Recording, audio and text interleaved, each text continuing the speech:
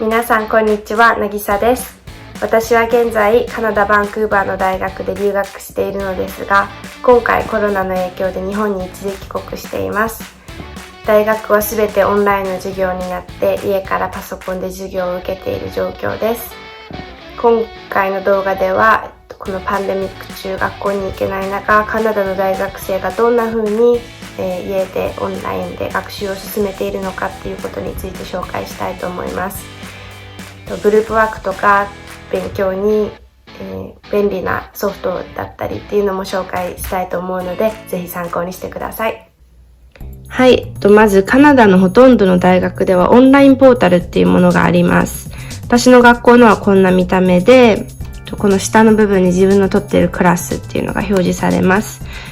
で、基本的にここに課題とかパワーポイント、授業で使う資料とかすべてここに表示されます。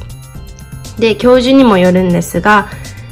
クラスはこの週ごとにセクション分けされていて、授業の前に読んでおく記事とか見ておくビデオっていうのが毎週更新されていきます。これですね。で、復習予習のために教授が使うパワーポイント、これですね。も、自由にダウンロードできるので、授業でそのパワーポイントに書き込む形でノートを取っている人も多いです。ちなみにこのサイトからレポートやその課題を提出するので、ハードコピーで課題をプリントアウトして提出するっていうことは一度もなかったです。ここにもう先生が作ったドロップボックスにもう送るだけで先生のところに送れる形になってます。で、もう一つはテストもこのサイトから受けれるようになったことです。時間になるとこのサイトに中間テストとか期末テストとかっていうのが、セクションが開きます。で、教授が時間になると E メールにパスワードを送ってきます。で、そのパスワードでテストにログインしてテストを受けます。テストは時間が来ると自動的にシャットダウンされるので、1時間半だと本当に1時間半ぴったりしか時間の猶予がないようにちゃんとなってます。で、このポータルサイト、さっき紹介したポータルサイトと併用して使っているのが、学校のメールです。このメールアドレスは入学した時に学校から配布されて、基本的にこの自分のメールアドレスを使って、教授に質問したり、教授からアナウンスメントとかが送られてきたりします。課題のわからないことがあったら、このメールで、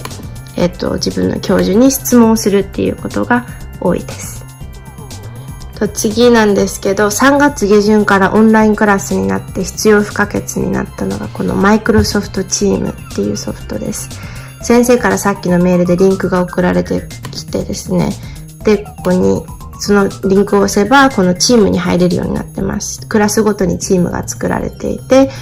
どんな風に使うかっていうと、教授が授業の時間になるとみんなが入ってるこのグループでビデオ通話を始めます。で、そこにクラスの生徒がみんな一斉に参加して、普通にいつも通り出席を取って授業が始まります。先生の画面をみんなと共有するシェアスクリーンっていう機能があるんで、そこで先生が自分のパワーポイントを共有して、いつも通り授業を進めます。ディスカッションはさすがに難しいんですけど、質問とかがあれば普通に、自分のマイクから質問することができます。もちろんリモートワークになってもグループワークは絶えずあります。そこで使うのが日本の LINE のようなチャットアプリ WhatsApp です。ほとんど LINE と同じ機能でこのグループチャットを作ったり、個人で話したり、ビデオ通話っていうのができるので、そこでコミュニケーションをとってグループワークを進めていきます。グループワークで本当に欠かせないのがこの Google ドライブっていうソフトです。マイクロソフトのワードだったり、パワーポイントとか、エクセルシートとかっていう同じ機能のものが使えます。で、一番のこの特徴は、例えばグループでレポートを書くときはこんな見た目なんですけど、ここでシェアを押すだけで、グループの全員とドキュメントをシェアして、5人いれば5人一斉にドキュメントに書き込むことができます。で、誰が今どこを書いてるかっていうのも全て見られるので、すごく便利だなと思います。で、Google アカウントもちろん無料なので、Google アカウントさえあればこの機能も全て使えます。以上、カナダの大学生のリモート学習についてご紹介しました。お家からリモートで働いていたり学習していたり、あとはカナダの大学生ってどんな風にリモート学習しているんだろうって興味のある人の少しでも役に立てたら幸いです。他にもカナダ留学に役立つ情報とか楽しい動画をたくさんこのアカウントオフィシャル CISM で配信しています。ぜひチャンネル登録してください。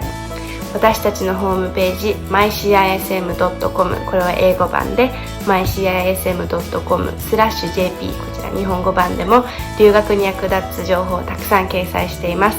ぜひチェックしてみてください。ありがとうございました。